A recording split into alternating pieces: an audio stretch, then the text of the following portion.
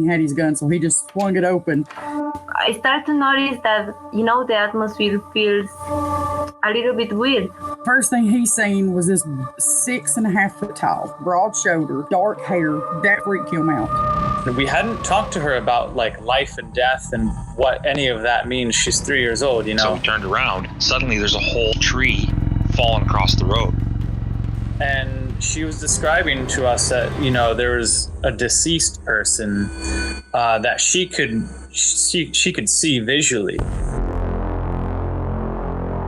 You're listening to Cryptid Clues, where we tackle the ever-expanding history and mystery of monsters and supernatural madness every Monday and Friday.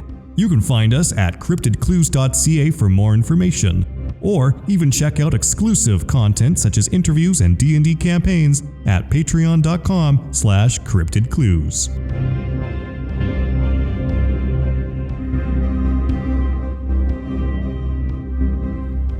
Thursday, July 10th, 1969. Police suspect pranksters. Fishy mango terrifies couples parked at Lake Worth. 6 terrified residents told police early today they were attacked by a thing they described as being half man, half goat, and covered with fur and scales. 4 units of Fort Worth police and the residents searched in vain for the thing, which was reportedly seen at Lake Worth near Greer Island. The 6 residents were parked near the island. We've had reports about this thing for about 2 months, and the police dispatcher said this morning, we've always laughed them off as pranks. This time, however, police apparently believe the 6 were frightened by something or someone. Police said John Reichart of 920 S. Henderson told this story.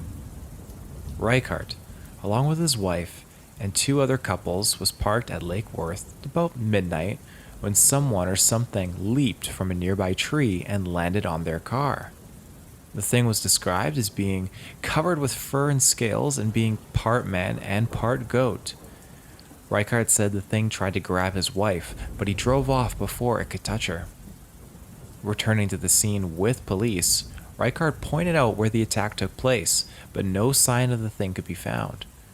Reichart showed officers an 18-inch scratch down the side of his car, which he said the thing made with its claw-like hands. We did make a serious investigation, said Patrolman James S. McCree, because those people were really scared.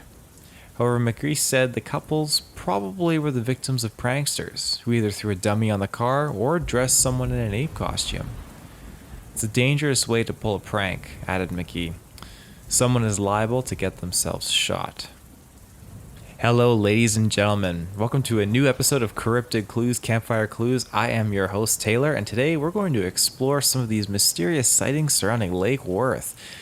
But before we get into that, be sure to check us out on our website, CryptidClues.ca, our social media channels, Twitter, YouTube, and Facebook, as well as our Patreon, where you get ad-free early episodes there. And if you ever want to say hi or send us a message, shoot us an email at cryptidclues@gmail.com. Now, without further ado, this newspaper article I recounted prior, I found to be a great segue into this episode because I wanted to be specific and break down several parts to it. The first being the multiple witnesses. As I've said in the past, this for the most part helps to reaffirm what you see. When you are there with other individuals, sometimes they may disregard or discredit, but if you're fortunate enough where they're just like in shock as you are, and they may not want to talk about it afterwards, but if you're fortunate enough that they can come to the conclusion that they did see something and they reaffirm that with you, boom, you're onto something there. Now, when we look at the timeline for reports, it seems like this was taking place for well over 2 months. Now, don't let this location confuse you. There are multiple Lake Worths in the United States, but the one we're specifically looking at right now is located in Texas. It's about a 15-minute drive to the island from the core downtown of Lake Worth. And that, again, that's me pulling a Google Maps trajectory by car. So, if you live in the area, you may reach out or comment and specify the exact duration of time it takes. I digress, though. The city of Fort Worth itself is pretty sizable, with a population of 892,221. That's as of the year 2020, so very, very large. I wanted to mention this component because a 15-minute drive out to a more probably remote location back in 1969 wouldn't have been too difficult for a couple of pranksters to hit up and consistently try to scare people for a couple of months, which was the case made by the police, having believed these were just pranks. But it was the genuine fear of these people that made the police believe, however, that something else probably is afoot here. Now, of course, the classic case of not finding anything resulted in a somewhat dead end. The police assumed it was either someone in costume who boldly, I might add, leaped towards the vehicle. Now, I know it's the 1960s, but damn, if that not the most boldest play I have ever heard of in these scenarios here, just to be jumping in front of a moving car in your costume, is dangerous. And maybe that's just my kind of like 2000s millennial mind kind of at work here, but the more believable scenario would be that of a dummy, and that again is in my opinion. But then how does it attempt to grab the lady through the window and also scratch itself in the vehicle's paint? Now, as the driver speeds away, the dummy could have slid off and did some damage that way. And of course, in moments of fear, our minds piece together things that may not be certain, like this inanimate object falling off next to the lady's window. Your mind might think, oh, this thing is trying to reach in and grab her, when in reality, no, it is just a dummy. And then the scratching occurs as gravity pulls it down, it slides off. Of course, no body, because the pranksters would remove it, so the dummy would not be found. And that does make sense, but I question this. If it was a dummy that was somehow launched into the vehicle from a distance to scare these couples, whom then left immediately, if it was thrown off the vehicle, I imagine there would be some evidence remaining, particularly of its build, that our pranksters would have missed. You know, if this is in the night, you know, they're not going to be able to collect everything unless it's a perfectly built model dummy. I'm thinking, though, as a scarecrow, so to speak, with some parts that would probably fall out and just be left behind, that would be missed by the pranksters, such as the scales and the hair. I feel like those are such peculiar components that something might be residual, behind. Now, I don't know if that makes sense, but it's what I apply to somewhat discredit the dummy scenario. Now, to close off this sighting, I looked up photos of Greer Island presently, and it's a densely forested area. Many places you could easily hide. Now, of course, I haven't found any recent Lake Worth monster sightings, but perhaps whatever this thing was, it's either had enough of being thrown off people's cars and decided to relocate, but I digress. For our next sighting, we have another hairy cryptid. And this again is in Lake Worth. And I quote, "Hairy horror strikes again. The hair horror of Lake Worth has put in its first autumn appearance, and its intended victim saved himself with a barbecued chicken."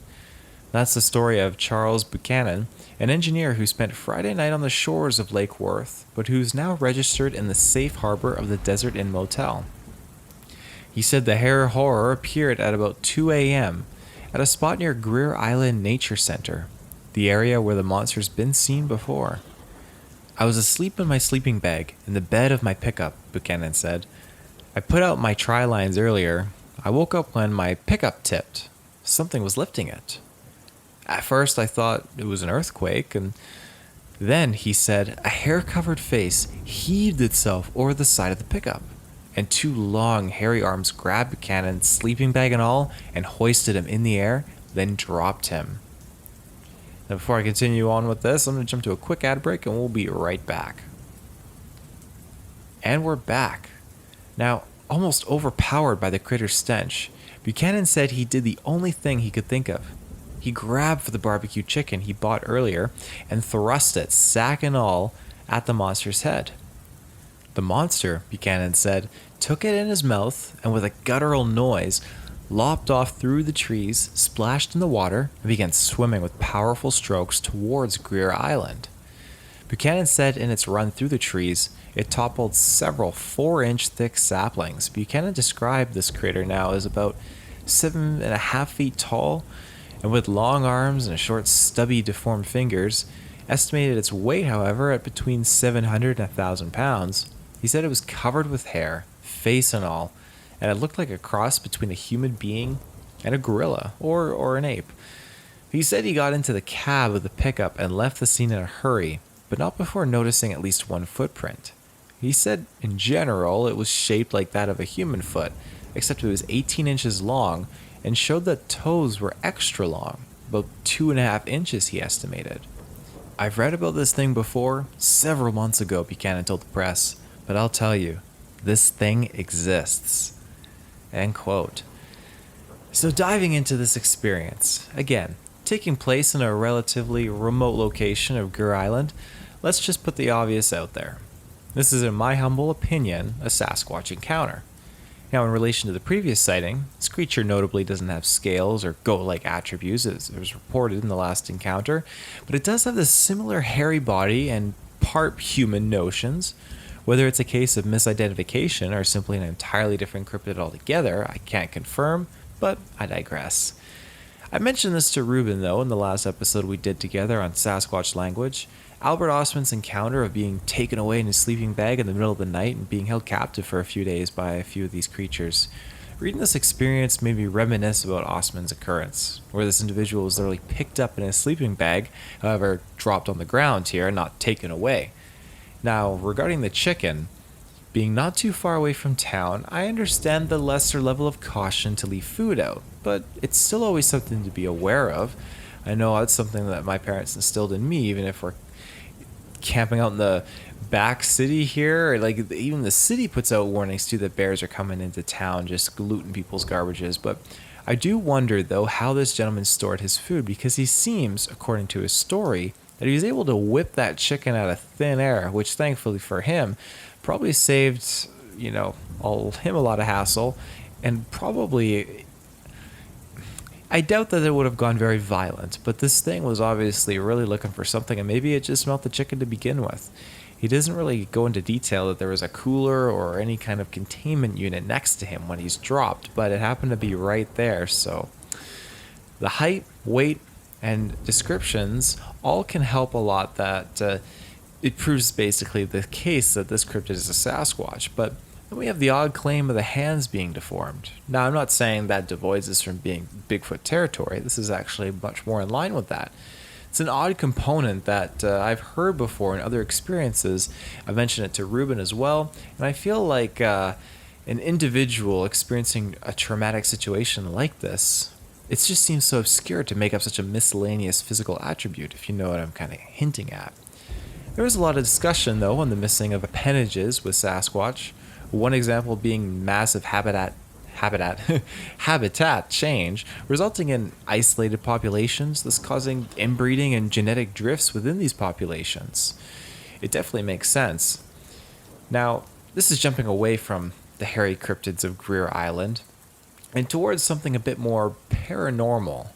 We're getting into the kind of fall season here, and with fall comes ghosts and spookiness, and I just can't help but start thinking that we're going to be getting into some possible paranormal things, me and Ruben, this upcoming month here. But again, I digress. This location genuinely seems to be a hotspot for all sorts of these encounters. So in our next sighting here, and I quote, "A Fort Worth resident, Mike Kinson of 4049 Winfield, says he and others have seen ghosts on Greer Island. Kinson said the ghosts appear in a great mist in the shape of men. All features of the see-through men are discernible," he said. "It's hard to explain, and I know it sounds crazy," said Kinson. "We thought it was some kind of trick at first."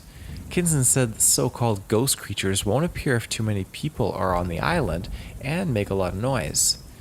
He has been going out to the island for a year and a half to take a look at the ghosts, and said he has also seen the monster. Asked what the ghosts do after they are sighted, Kinson said, "No one has stayed around long enough to find out." End quote. Now, I will say, I've noticed it's a reoccurring theme of having people's addresses, witnesses' addresses specifically, in old newspaper clippings.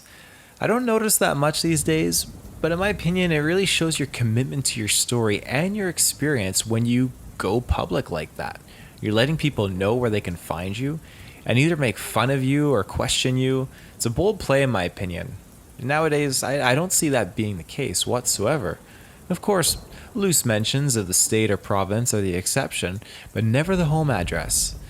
And I don't blame people because, as I mentioned before, you're subject to ridicule and harassment and just even people that are super obsessed with learning the truth and trying to find more about these experiences kind of just showing up at your door trying to get information when you just want to be left alone. And I think there's a lot of small communities out there that have these things where it's just the norm and they just keep it to themselves. You know, they're not advertising, come to our town. That's the last thing they want, is it just to turn into a whole massive circus with people everywhere from all over the country showing up. That's not what you want. You want your privacy, and I totally respect that. Getting back to our story, however, it's interesting to note that it doesn't appear we're dealing with one ghost, but several that seem to follow a routinely appearance when the mist arrives. So I took to the history books a bit and looked into what battles or wars might have taken place, and the closest one I could find was still a distance away, but it was within Tarrant County nonetheless. And Tarrant County is where Lake Worth is located, along with Greer Island. The Battle of Village Creek. This was fought on May 24th, 1841, and consisted of settlers, aka the Republic of Texas, attacking the many Native American settlements along the creek. But specifically to Greer Island, I couldn't find anything. Now that doesn't mean it's devoid of such things. It very well could have had its own fair share of wars or battles that unfolded. Just a book or a piece of text isn't probably discovered yet with the specific details of these horrendous occurrences taking place at this location. It might never be discovered. Now, the truth at this point can only be sourced from witness accounts and those who have lived in the area for a long time, generation after generation. And so they can pass along the mysterious and violent occurrences that have taken place there and have manifested into these ghostly apparitions. But I digress. So we got a little bit of everything going on here at Lake Worth, Greer Island specifically. Bigfoot, what could be a goat man. We've got paranormal content unfolding here. It makes you wonder about the alien component. Now, while I looked, Texas is certainly a hotspot for alien encounters. I couldn't find anything specific to this location, which makes me kind of wonder if maybe it's just partial to the Bigfoot community and it's their inhabited area. Doesn't mean that UFOs aren't popping up here. It just means that probably people aren't in the right place to capture footage or capture a sighting of something like this. But that being said, looking back at these different experiences, I wonder, like I mentioned, was the goat man misidentification? Was it possibly just a Sasquatch that just was not looked at as such because of its claws and its goat-like appearance? Now, if it was a dummy and it was actually a prop that was created, is kudos to whoever did that, because I feel like doing something like that back in the 60s, it would have taken a lot of work. And if you're using a head of a goat, I'm not sure how great the cosmetic creations were back in the day, but I imagine you would probably be either using a real goat head or a lot of goat hair to try and pull that off. But again, fear can do a lot of crazy things if you are in a situation like these couples were and something drops on the roof of your car and you just got to speed out of there because your brain starts piecing together these different scenarios, like it's trying to grab the lady out from the window, it's scratching the side of my car door, all these different things, and it's just blown out of proportion. Again, I'm not throwing any insult or shade or anything like that when I say blown out of proportion, but I mean it can blow your mind's concept out of proportion when something like this happens, or it cannot. You know, there are sometimes composed situations where you're driving and you see this thing walk clearly, bipedally out in front of your vehicle. So it all depends on the context and if you have people with you that can reaffirm these things. But moving on from that, though, it just seems like Lake Worth is a true hotspot for a variety of different things, both cryptid, hominid, and paranormal.